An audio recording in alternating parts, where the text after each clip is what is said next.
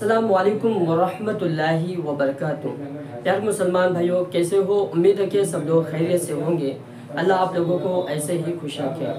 यार मुसलमान भाइयों, मैं 2-4 रोज़ पहले हज़रत मौलाना खलीलुर रहमान सज्जाद नौमानी साहब के प्रोग्राम में था, तो हज़रत का बयान रिकॉर्ड किया हूँ।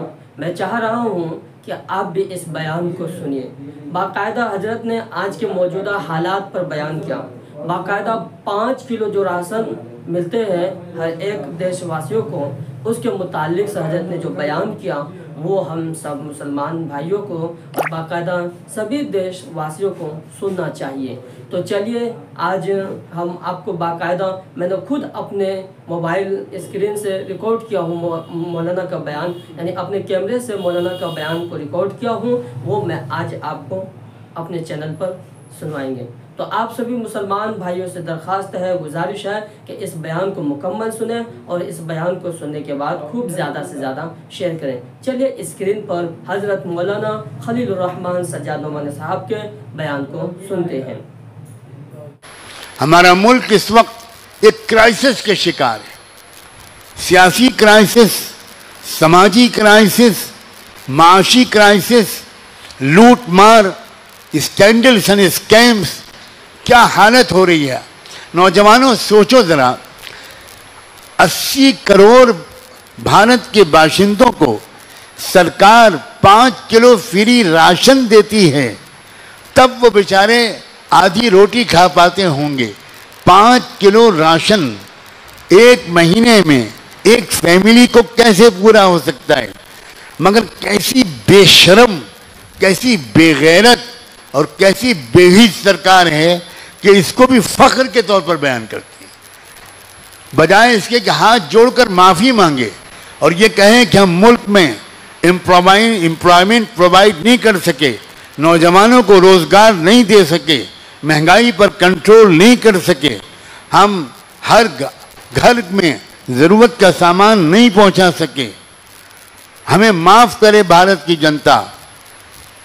फ़ख्र के साथ कहा जाता है कि हम 80 करोड़ लोगों को फ्री राशन देते हैं। सिर्फ तनकीद कर देने से हम अपने इस्लामी फरीज़े से सुबुकदोश नहीं हो पाएंगे। हमारा ये भी फ़र्ज़ है कि हम नौजवान, हमारे बड़े, हमारे बिजनेसमैन, हमारे एंटरप्रेन्योर्स, हमारे पढ़े लिखे लोग सर जोड़कर बैठें और ये कहें कि हम कैसे एक कलेक्टिव प्लानिंग करें।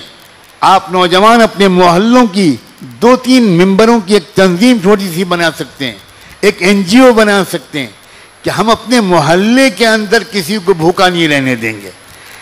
फिर थोड़ा आगे बढ़िए, अपने गांव के अंदर हम किसी को भूखा नहीं रहने देंगे। 25 करोड़ मुसलमान, अगर मैं 30 करोड़ न कहूँ, वो किसी मुल्क में हों और उस मुल्क के 80 करोड़ लोगों को भूखा रहना पड़े, तो हुकूमत तो है ही नाकारा। क्या हम मुजरिम नहीं हैं? क्या हम जवाबदेह नहीं होंगे? इस्लाम को सही तौर पर समझना, इस्लाम एक मजहब नहीं है, इस्लाम एक तहजीब है। इस्लाम इंसानियत के एहतराम पर मबनी उसूलों का, रहनुमाइयों का एक पाकीज़ा मजमुआ है।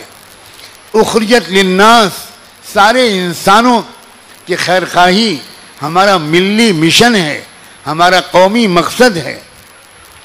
हमें एतराफ़ करना चाहिए कि एक कौम ने या एक कौम की छोटी सी तादाद ने अपना एक नस्बुल ऐन बनाया।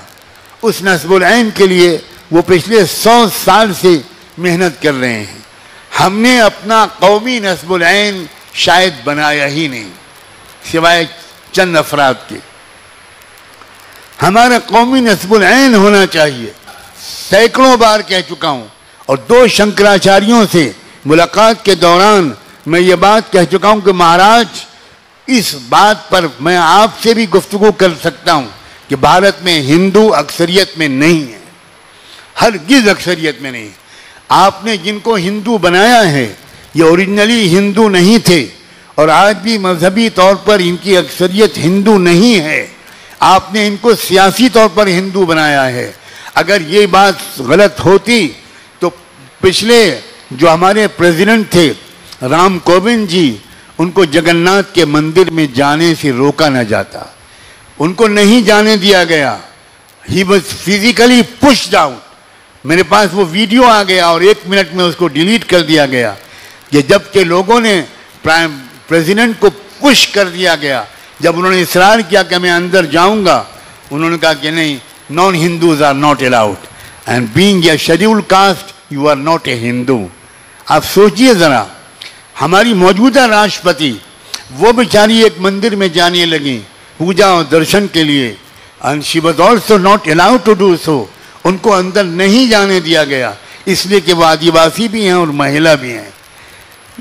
तो ये हिंदू मेजॉरिटी का एक बिल्कुल झूठ है जो परोसा गया है और हमने पूरी भोलेपन के साथ इसको कबूल कर लिया।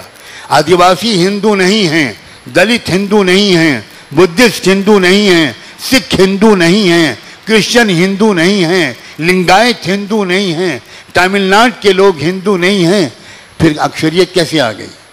फिर कहाँ से मेजॉरिटी आ गई? एक प्रोपेगेंडा है और वी बिलीव्ड इट ब्लाइंडली।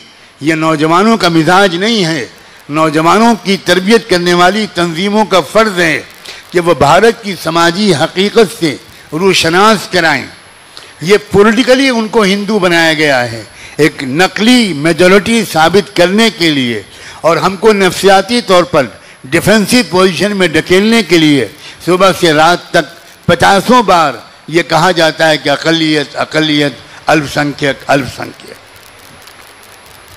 मैं मुबारकबाद देता हूँ SIO को कि वो एक अरसे से नौजवानों की जहनी, फ़िक्री, इल्मी, अमली, अखलाक़ी तरबियत में लगी है, और नौजवानों से नहायत मोहब्बत के साथ अपील करता हूँ कि वो 24 घंटे की ज़िंदगी को एक वेल ऑर्गेनाइज टाइम टेबल के मुताबिक गुजारें।